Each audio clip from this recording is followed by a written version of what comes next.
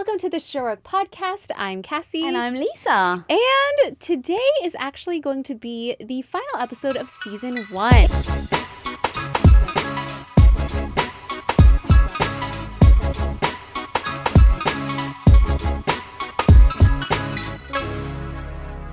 It is the final episode. Yeah, so make sure you guys tune in and listen. We're going to give back to the fans and take some of your questions. We're doing an FAQ bonanza today. Yeah, bonanza today. And at the end, we'll talk about why we're wrapping up Season 1 and just being super real about what's going on. Cool. Yeah. Yeah, so like Cassie said, we've pulled some questions, really the most popular ones that people keep asking us. So we thought, give back to the fans and just go all in and answer.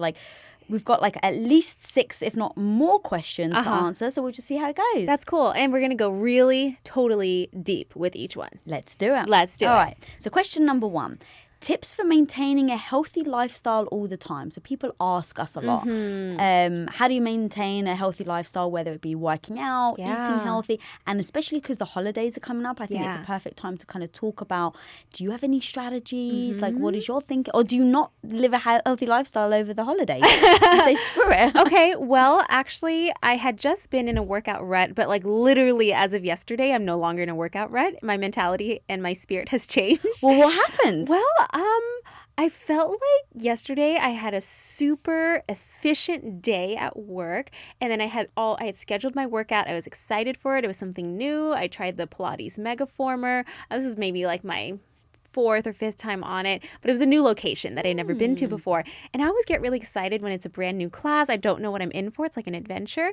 And then once I did the class, my whole body was shaking. It was so much fun and lots of torture at the same time. I loved it. And then I was so motivated that I went home and cooked dinner, and I had a little bit of extra time to even watch a little bit of TV. I was just telling you, I started watching The Crown, the first 2 episodes, but I'm so sad to say that I'm not feeling it as much as I did the PBS Masterpiece Special, Victoria. Because that is so good. Yeah. And I'm just waiting here for the new episode in January. But anyway, I'm motivated because I'm trying new things. And also when I schedule stuff out and I put in my planner, I don't miss it. And so it doesn't get moved to the back of my head, to a place where I feel like it's not priority. Because really working out for me, taking care of my physical health, my mental health is a priority, because without that, I cannot function. Right. Yeah. How about so you? You did a new workout. Yeah. Do you think that new workout then invigorated you to want to then cook something and then almost indulge in your pleasures of food and viewing TV that you find enjoyable? It seemed like you had a real you day. I think it had a lot to do with me being so efficient that I made more time for myself. And yesterday was a really good planner day. I wrote out 20 different things. And throughout the day, I just kept crossing it off.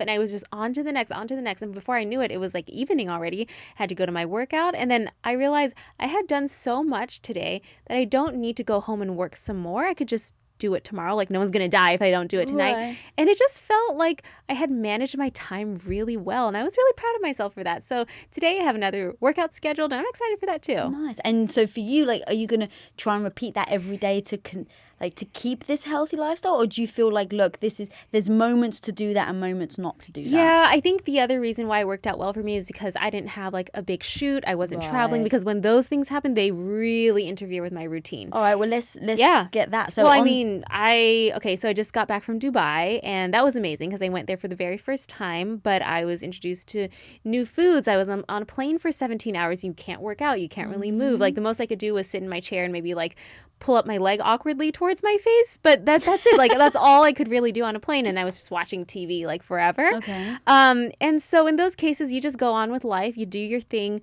You get in exercise if you can. If you cannot, which I did not, because literally 17 hours on the flight, less than a day and a half, actually less than 24 hours probably awake in Dubai, and then another 17 hours flight back. So there's really nothing I could do for those 4 days, really. I was teaching a class, but it's not the same as doing your own workout. So in those instances, you get off track, you realize it, and you go back home and you get on track. It's just that after a long trip, I like I can't bounce back the next day, and that's something I do want to work on. But it's just like everything's just kind of off. Your time is off, your food is off, you just kind of feel mucky. So I used to try to do everything. So even if I was traveling, even if we had like a big shoot or something was going on, I used to tell myself, like, don't give yourself excuses, Lisa. Just because you're busy, you can still fit in a workout. You can still eat healthy. And over time, I realized that was not a healthy thing for me to do. So even like in my efforts to try and be healthy by still working out and eating well, it just wasn't good for the mind. And it actually I was so exhausted and so I didn't have an ounce of energy. Right. And it finally hit me. Like, I'm doing all this to try and be healthy, but I'm actually doing the opposite. It's so true. And so I think for me, like with you, it's like when you've got certain days that are busy, just allow yourself like the leeway to not think about it and go, okay, what's my priority this day? If I've got a big, deadline or a shoot or something, it's like I need to focus on that. And it's not good for me. So in the question, like, how do you maintain a healthy lifestyle? Like, if your goal really is to be healthy and live a healthy lifestyle, I had to acknowledge that the way I was doing it wasn't healthy. So on days where I was really busy with a shoot, I would just be like, Lisa, the best thing for you to do is not work out.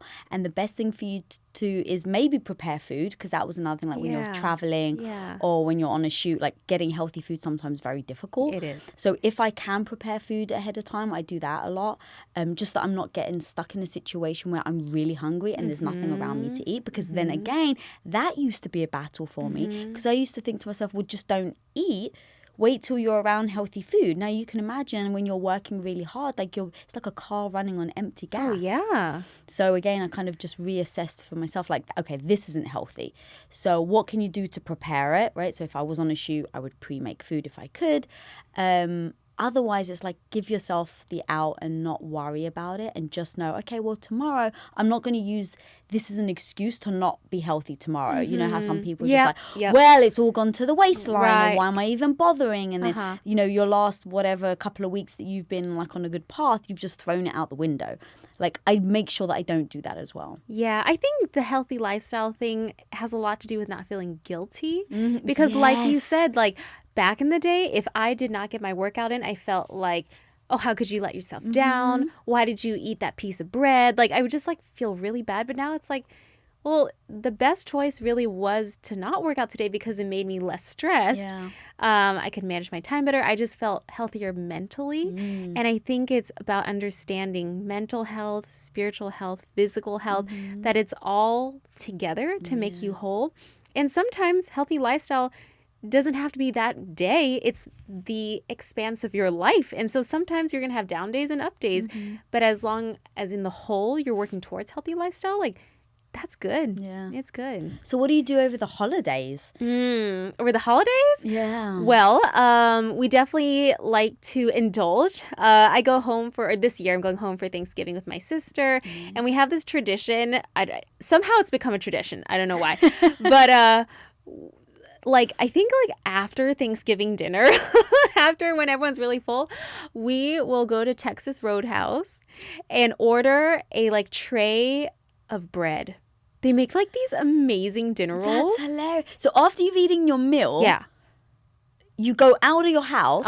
Is it a restaurant? What is that? It's a restaurant, but we don't sit down. We just go to the front and we ask we would like to buy a tray of dinner rolls. It's actually the free bread they give in the beginning of a meal. But they actually sell it. So we buy it. And it's not even that expensive. And then they make it fresh. We take it home and it comes served with, first of all, they are so soft and like just like warm buttery clouds. They're just so good. And they come with these tiny little little cups of like cinnamon sugar butter. Oh yeah. And you just take the soft hot bread and you kind of like scrape it on top of the cinnamon sugar butter, and it naturally melts the butter, so when you put it in your mouth it's just like, oh, to die for. It's so good. So we definitely indulge. And is that just that day though, or do you? Then we have leftovers, and right. But so do you allow yourself, or I guess how do you then Like, how does that week then leading into Christmas, like, what is that? I feel like, I'm on track until I go home because my mom wants to cook everything. Right. We're around all her childhood restaurants. And for some reason, my stomach is just like, yeah, let's try everything. Okay. And then because I don't feel guilty anymore, I'm just like, yeah, like, let's do it. And then, the next day if you feel a little bit, or you feel super bloated, you don't feel good, then you're like, okay, cool, I don't need to do that again until next year. And so I think being in tune with my body and knowing like what my mind and my heart wants versus what my physicality can handle, you kind of just make decisions. And in the moment, I may want to indulge. Tomorrow, it feels bad. So cool, we'll stop. And so I think it's being really intuitive with what's going on. And you had said, like, I don't feel guilty anymore. So clearly there was a time where you would feel guilty. How did you work through that? I think... Because I think everybody's gone through it, right? Or are going through it. Right, so let's say people listening at home, you've got someone that's ready to go home. They know that every time they go home, it's like everything's out the window and they're just feeling guilty. So now they're tense. Like maybe they have anxiety about it. What would you... Well, do you have okay. anything that you did? I'm going to try to talk through this and try to explain because sitting here right now, I can't come up with one succinct reason, so I'm just going to talk through it. I think before I felt guilty because I felt like I had to be a certain body fat percentage. I definitely like had to look a certain way, and the only way to achieve that body was to eat a certain way, and that meant having no extra sugars, no bread, like no processed foods and things like that. But it was like every day, there was like no break. And so I felt like by stepping out of line and having something that I quote unquote couldn't have, I was being bad. I was being non-disciplined. I wasn't being, it's just like, what, you couldn't take it? Like you needed to have that? Like what's wrong with you? Are you not strong enough? Like that's how I used to view it. And then slowly your body just like wants to have that piece of bread. So one day you have it and you feel guilty and you feel really bad about it. And then you have it again another time. You realize, hey, like it's actually not that bad. Like my body isn't changing too much. And if it is, and in this case, like my body has changed a lot from 5 years ago till now, I made the decision to do that because the food made me happy. And also it energized me to be able to do other things in my life. And I think part of my weight gain wasn't just because of food. It was also because other things I needed to do in my life. And also this is like my natural body state or whatever you call it. Like this is kind of where it goes when I have enough time to run my business, to work out, to eat, and to be happy and to spend time with friends and family. Like this is where I am. If I didn't want time for any of that and just worked out and ate a certain way, sure, I could lose a ton of weight, but is that the type of life that I want to live? And so once I realized like this is a decision that I had to make, and if I stuck to that decision, then I better not feel guilty for it because that was my choice. And so it took years of me like just telling myself like, this is your choice. Like if you want it, do it. But if you do it, don't feel guilty about it or else don't do it. And so it was just a lot of like working towards happiness that wasn't based on my physical self and happiness and fulfillment through something else. And because I think for me, food was a lot more than just feeding my hunger.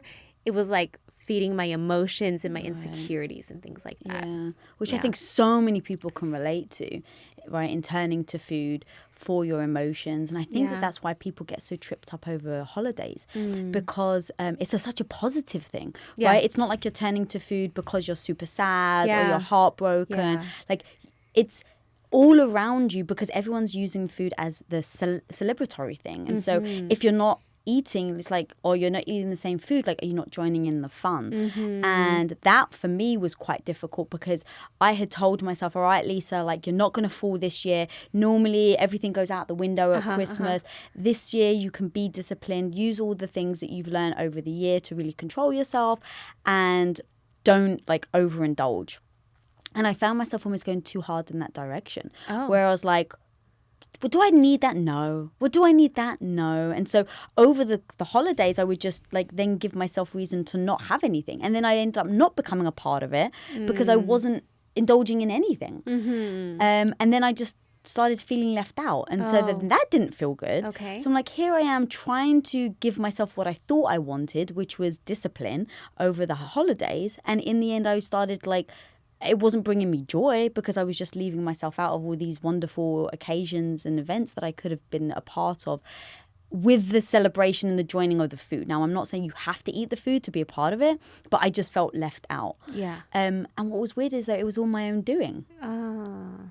So over the years, I kind of just like tried and was like, okay, well, this year, what if I work out, but I just eat badly? And then the next year was like, well, I put so much weight and energy and time into thinking about it. Wow. And it's like, now I look back and I'm like, why didn't I just enjoy the moments? Especially now because I have so many health issues with my gut. Right. Now you can't have anything. I know. Yeah. And honestly, the Tony Robbins quote, if you can take the worst day and make it the best day, like, how would you do that? Yeah. That's how I think now about all the health issues I'm going through. Okay. It's been such a big slap in the face of all the things that I was worrying about don't even compare to the things that I'm going through now with my health. So it's like, Lisa, you're so freaking worried about eating that cake on, Christmas Day or whatever. And that was your big worry. Now, in hindsight, I wish I could go eat that cake. Right? Like, I'll do anything to go back and be able to eat that cake now because I legitimately can't physically eat cake now. So it's actually a blessing that I'm going through this. Yeah. And again, like, how do I make this the best thing that's ever happened to me? It's given me hindsight into all the things I was doing and how I was restricting myself and not allowing myself, to indulge in things. And now I really wish I could. Wow. And you will. And the next time you do, oh man, that cake is going to taste so good. Yeah, I'm looking forward to it. Oh my gosh. But it's always, like they say, the grass is greener on the other side. That's true. Right? That's like, true. now because I can't, I want more than anything to be able to have the opportunity to decide on that. So when it goes back to healthy lifestyle, kind of what you were saying about the mind, like, it's so important that the mind is connected with the body and that you're not just like eating food to eat it for that sake. Like, you really are assessing, like, what do I want? What do I need? How is my body feeling? Instead of going, I feel really sick because I overindulged yesterday, but it's Christmas and I've only got this small opportunity to eat as much as I possibly can because come January 1st, I've got to go back on a diet. Yeah. Right? Like, I hear so many people talk like that. And at Christmas time, like, I see people do that where they're like stuffing their face. I know. And they're just like, because I have to go back to eating healthy January 1st. Yeah, that's the hard part because that's binging essentially. Yeah. You feel like you're stuck in a diet jail, and so you start to stuff your face because you can't have that opportunity anymore, but that just makes you binge again hard the next time. It's it's not good. It actually physically hurts your stomach because you were just overeating. So indulging once in a while, it's fine, and your body's smart. It knows how to bounce back. Yeah. Cool. All right. Should we move on to the next question? Yes, I think that was very, very The funny thing is we could keep going on this subject for like the next hour, but we did say we got questions to answer. Let's do it. All right. Next question. How do you build self-confidence? How I build confidence is I look at a skill that I'm working on and I work hard to get better at that skill every single day. And the better I get, the more confident I feel. That's how I feel confident. So you put your, let's say, your energy into progression. Yeah. And that's where you get the confidence. Like, I've just progressed versus I've just gotten there. Yeah, for sure. Yeah, I've never really thought about that. But for me, like, if I'm working and getting better, like, how could I not be confident? That, like, that feels so good. Yeah, and I try not to compare myself to people who will make me feel bad. But then again, that's a state of mind. Some people can look at people and be inspired at it. Some people can look at people and feel bad about themselves. So I just focus on myself and getting better than who I was yesterday. Yeah, really good point. Yeah, how about you? Well, it's funny because I actually just wrote an Instagram post today about this.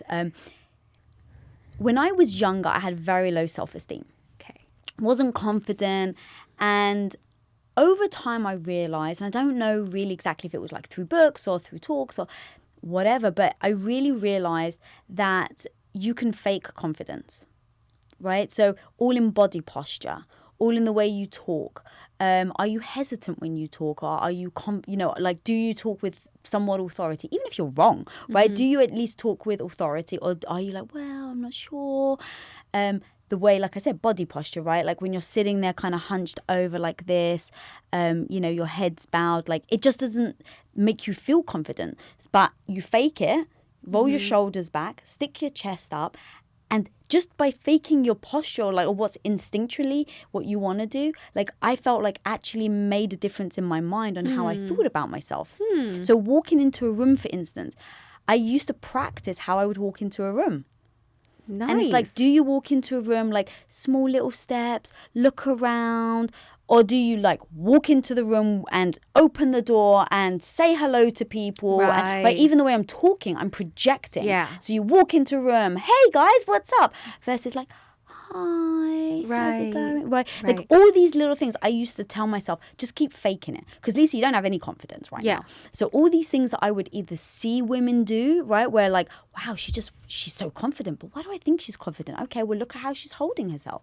Look at how upright she is. Look at how much she smiles. She makes eye contact. She doesn't look down. So I would go copy, like fake it and copy and just pretend you have the confidence. And over time, it really worked.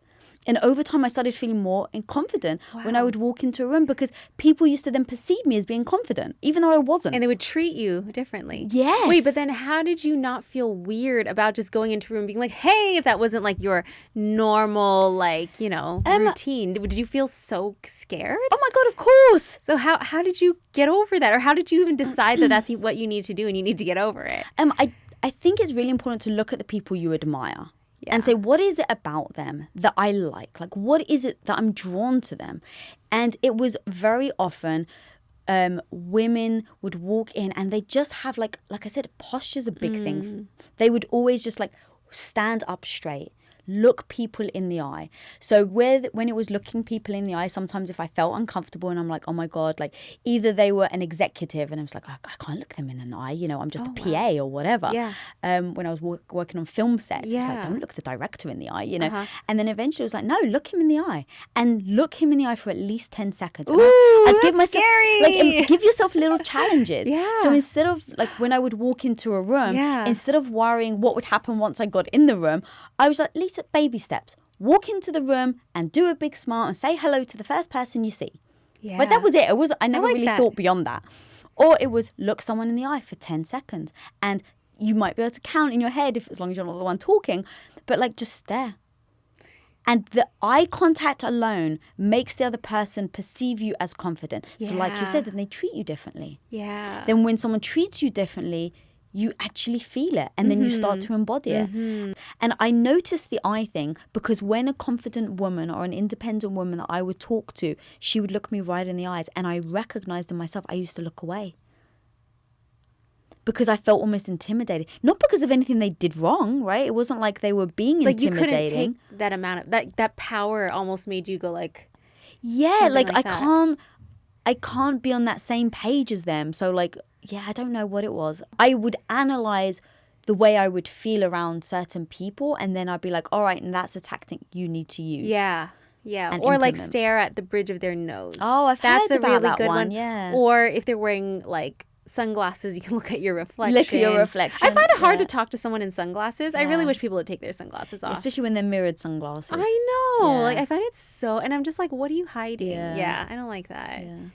But I think that those like little tricks and tips on like how to like build your confidence, it can be so powerful.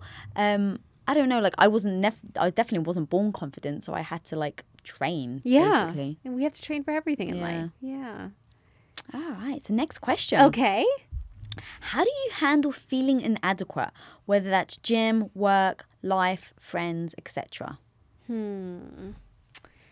How do I handle feeling inadequate? Yeah. It's interesting because I have many times when I feel inadequate, even right now, you know? And it always happens when I'm comparing myself to someone. And so when I use this quote, comparison is a thief of joy, like it is literally the thief of my joy because I just hate competition and comparing myself. It just brings me no happiness at all.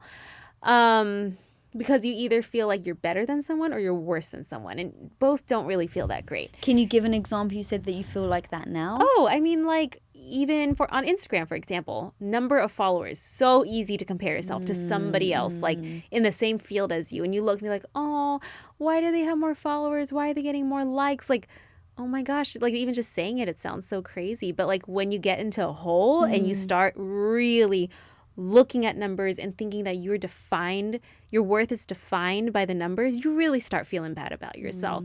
And you really just need to step off, turn off your phone, because without it, you are still alive. You're still a whole person. And try to think about what makes you you. Like, what are you good at that can't be defined in numbers like that? And what are the things that make you happy? Do more of those. And so for me, like I said, with the first question or whichever question about the confidence, I just focus on my skill. I focus on getting better at it. And then I stop feeling inadequate, because I'm the most adequate at being me. No one can be me. And so if I keep working on that, then I'm no longer comparing and I feel great about myself. Yeah. That's cool. What's funny is my answer is completely opposite. Yeah? My answer is I tell myself I'm inadequate at everything, and it empowers me to get better. Ah. So like, because I don't put pressure on myself about needing to be adequate. So I think, yeah, I can get better at everything. Like, I can get better in the gym. Yeah. I can get better in my life. I can get better at my work. I can get better at, what was the other one? At being a friend, being a family. I can get better at everything. Yeah. So I don't feel badly about being inadequate. I think it's the connotation the word has, and so I just almost think of it as a positive, because it's like I'm inadequate right now. Right, cool. But the great news is I can get better. Right.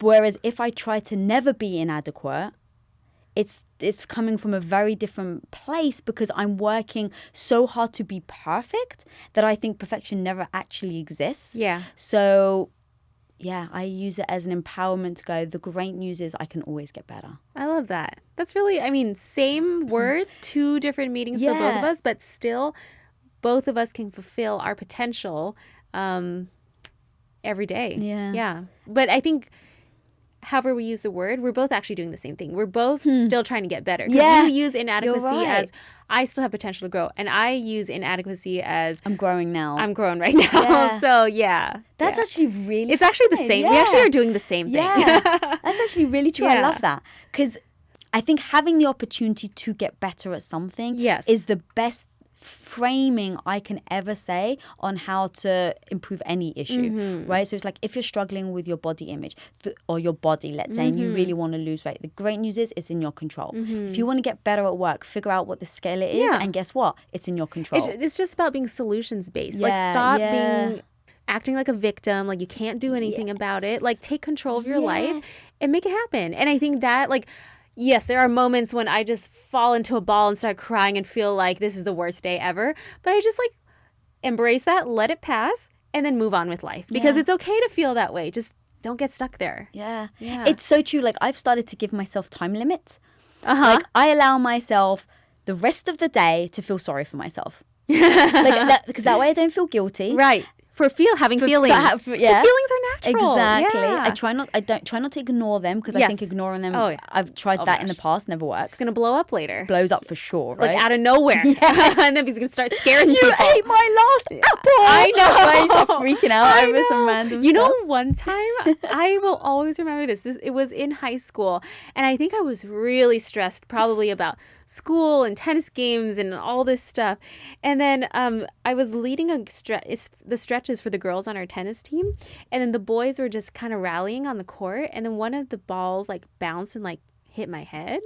Like, not too hard, but like, I don't know what was going on at the time, but I got so upset. I got out of character. I stood up, grabbed the ball, and like threw it at him and started yelling at him, be like, why did you do that? Why didn't you like look around and before you hit the ball? And I like went crazy. And the coach had to take me aside and be like, Cassie, like, calm down. Like, what is going on? Yeah. Like, I definitely have had an explosive episode, and stuff must have just piled up because it was embarrassing for me to do that and really unprofessional, especially as the team captain. Like, that's really bad. And do you feel like having exploded like that made you realize, okay, I can never like keep things in?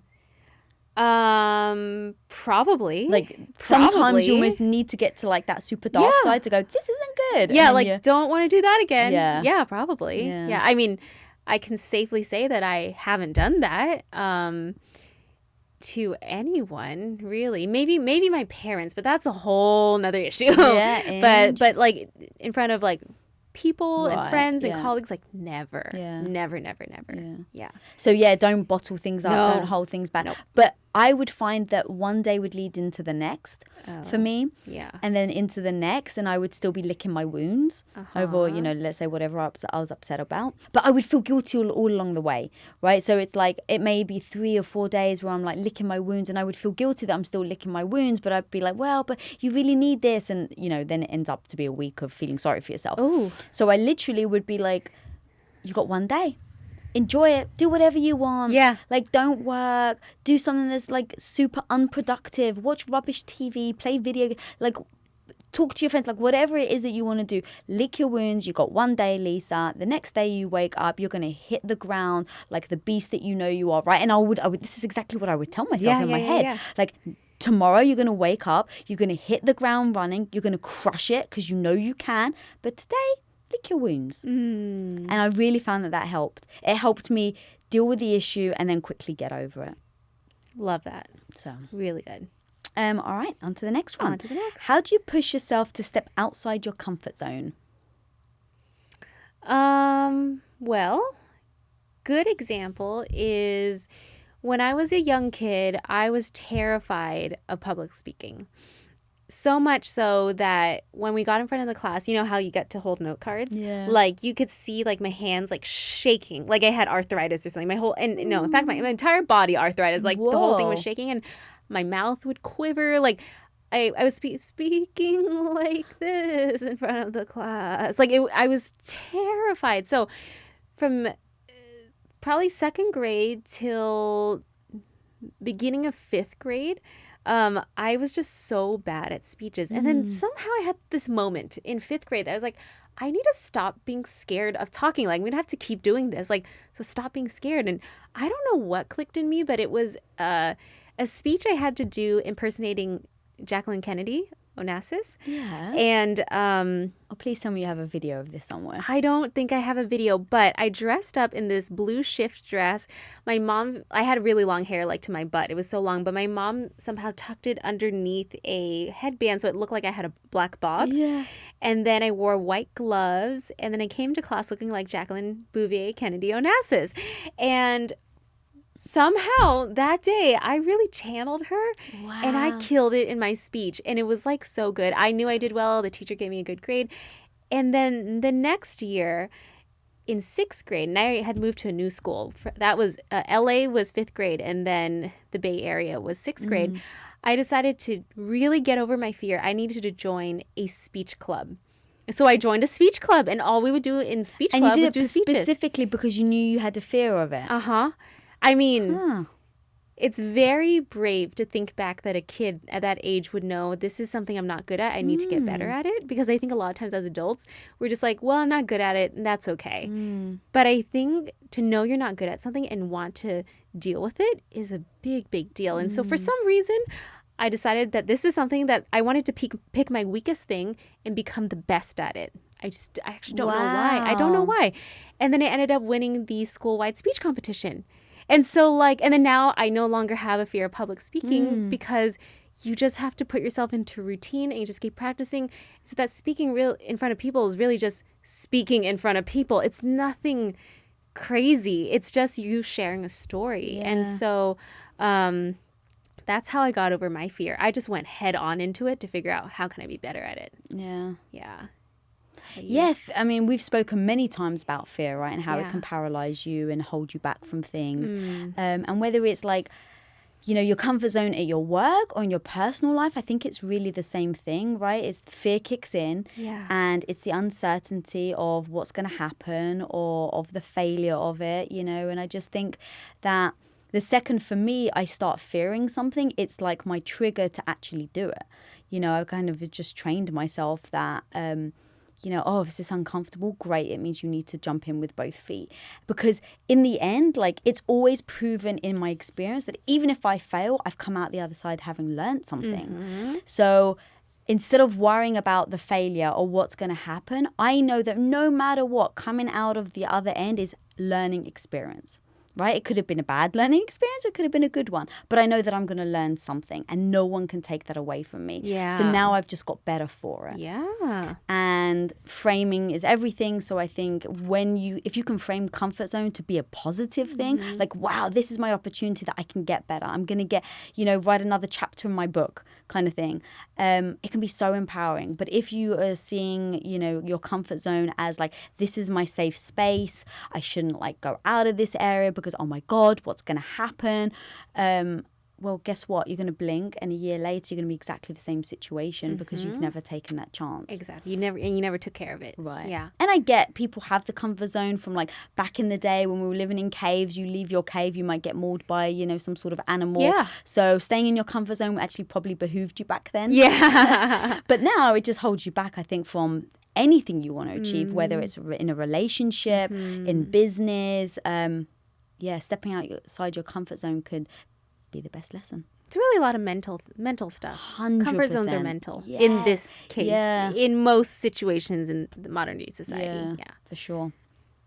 All right, next question. Okay. What's the most important thing a woman starting her entrepreneurial journey should know?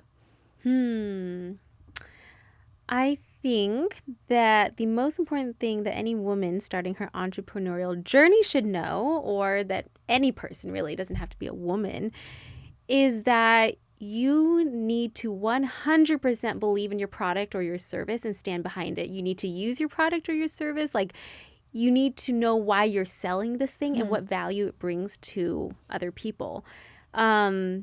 Because most businesses really are about improving people's lives, helping them. So you need to be able to stand behind that and not feel like you have to really sell it by shoving it down their throats, but selling it because it actually works. And so for me, starting out an entrepreneurial journey, I put a lot of my effort into making the perfect product, making sure I can 100% stand behind it. And also, if there is something wrong with it, being open-minded enough to know that, okay, there's a flaw, like, let's fix it, and being flexible.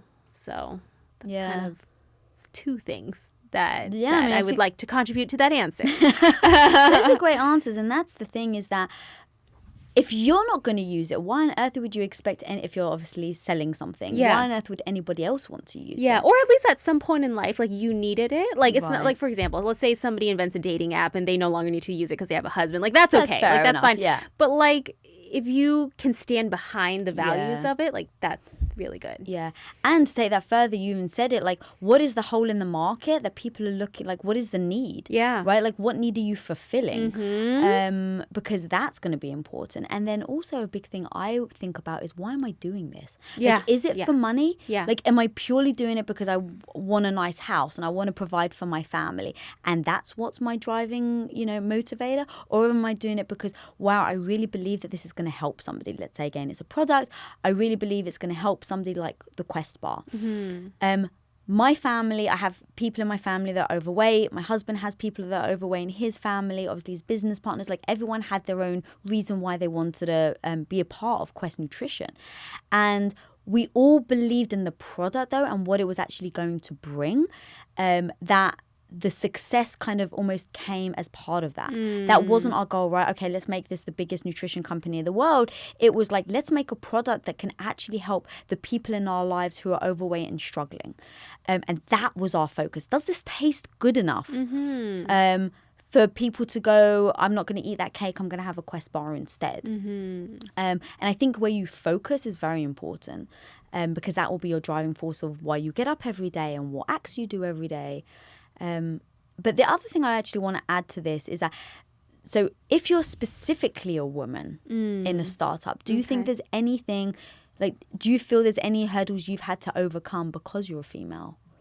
I'm sure I've been in situations where I've been underestimated because I'm Asian and I'm female and I'm in a room with white males and they don't expect me to say anything too shocking or interesting or whatever, and then I come prepared, I do my thing, and then now they look at me differently, but I can't really remember a specific story to tell you, because the other thing about me is that when I go into a situation, even if I know it's really uncomfortable, I kind of put my horse blinders on and I just go hard at what I am here to do. And I try not to let that negativity seep in and distract me from what I need to do.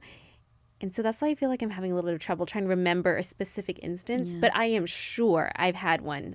So let me think about that as you answer it. Okay. I really like the horse blinders thing. Yeah. Because I think that I put too much effort into worrying about the fact that, oh my God, but I'm female, you know, or like I'm short, or I'm British, like all these things where I was like, is this going to have a negative impact in my meeting? Is it going? Oh, no, I just think about Queen Victoria right now. Okay, hold on. We have to talk about Queen Victoria right now. Okay, backstory. Yeah.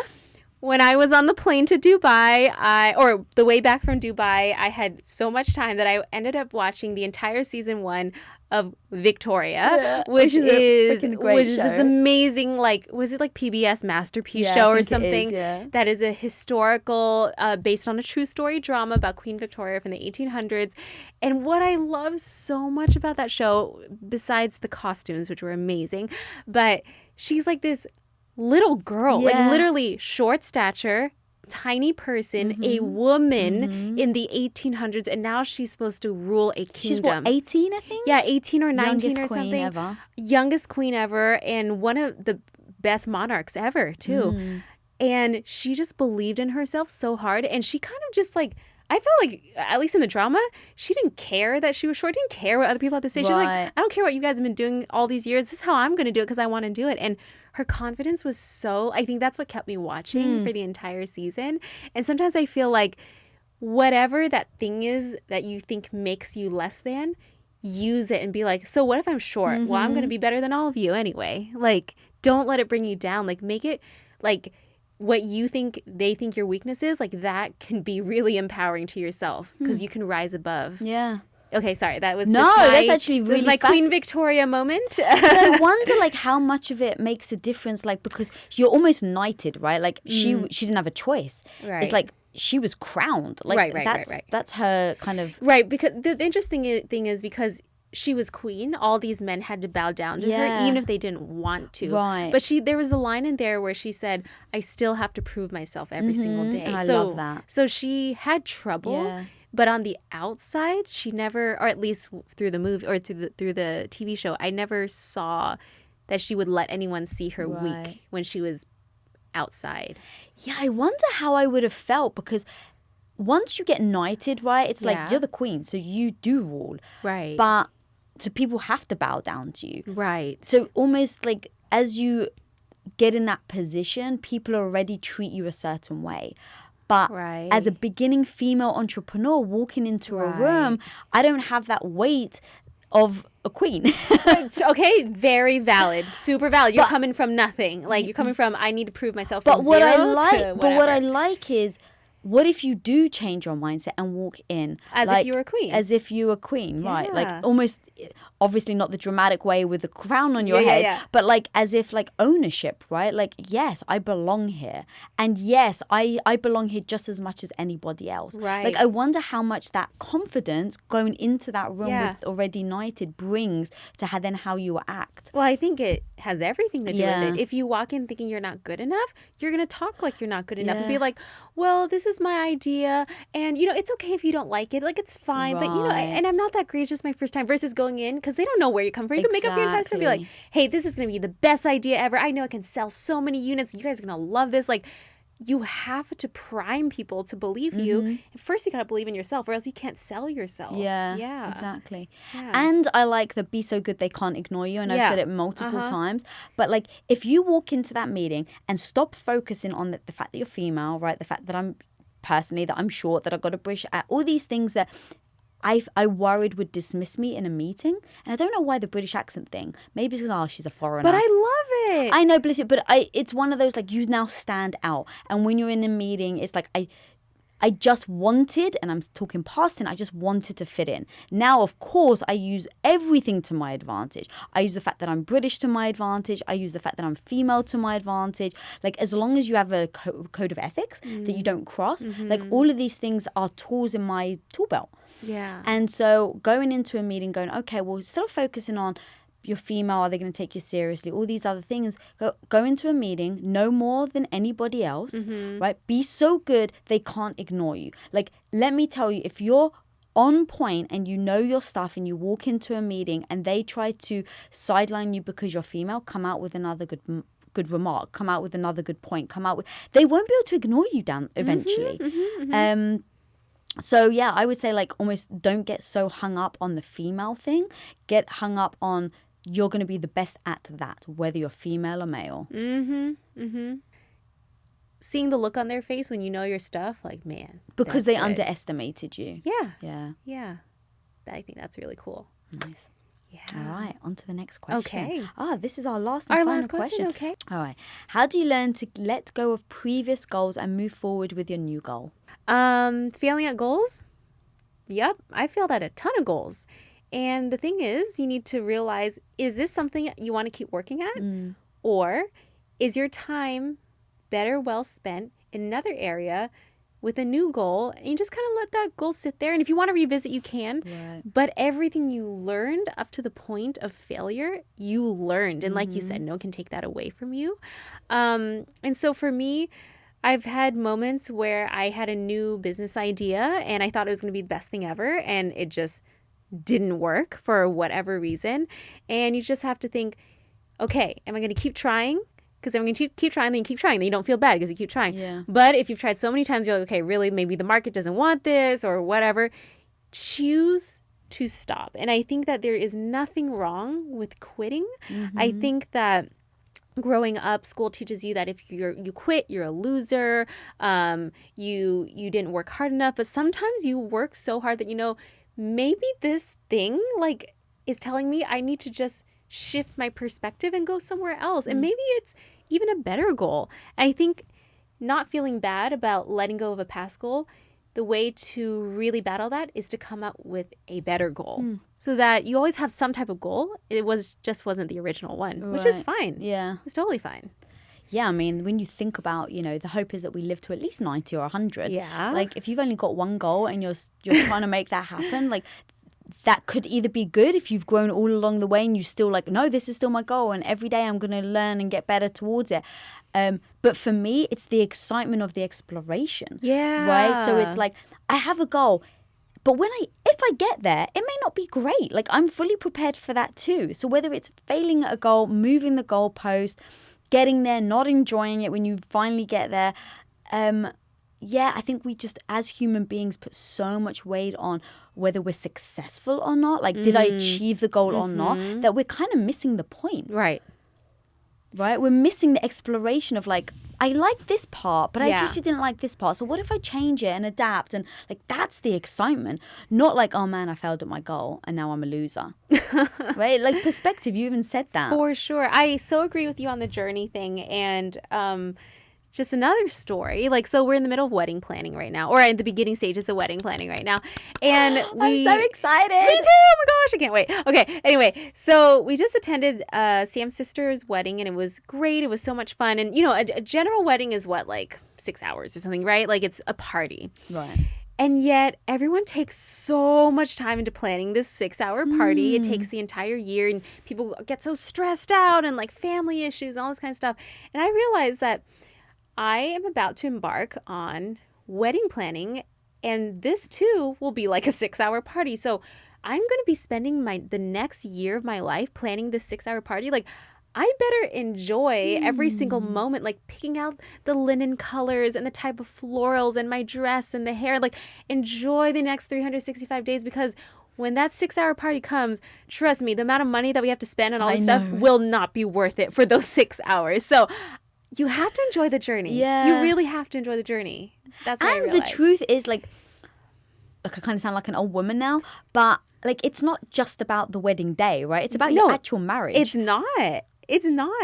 It really isn't. Yeah. So like, if your goal is like, I'm going to have a great party, then awesome. Because when you get there and you have the party, then you can transition your next goal and say, I'm going to have a great relationship or whatever. But that's so interesting. You just got to enjoy the journey. Yeah, because otherwise, like you said, you would have wasted an entire year on something that lasts for 6 hours. For sure. And for real, like, getting into all the cost of everything, like, there is some crazy wedding tax, wedding industry thing where you can just hike up prices. And I'm like, okay, if I'm going to be paying this much, like, I better be enjoying the fact that I'm spending the money. You know what I mean? But that's really good. I know, because I got married so long ago. Uh-huh. I didn't have a growth mindset at all back then. Uh-huh. So I wish I had that. Like, enjoy the process, Lisa, because one day you'll look back and you'll love every moment.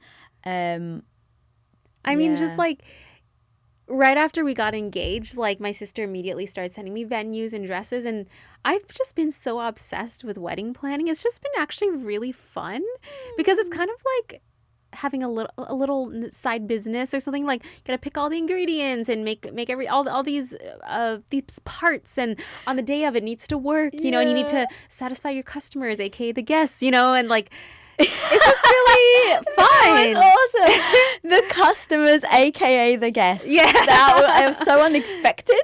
Right? They've got to have rave reviews about your wedding. You can leave a review card on the table. Yes, please Yelp this wedding at the end.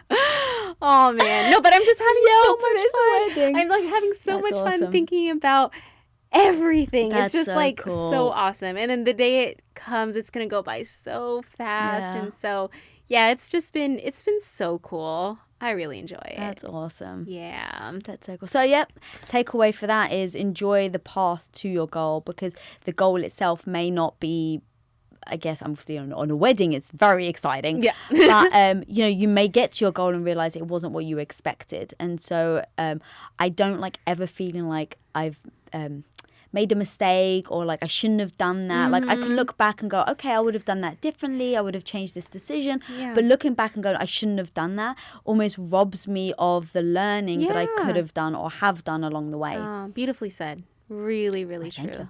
Well, you're welcome. All right. So, guys, as we mentioned earlier in the episode, we kind of just glossed by it real quickly.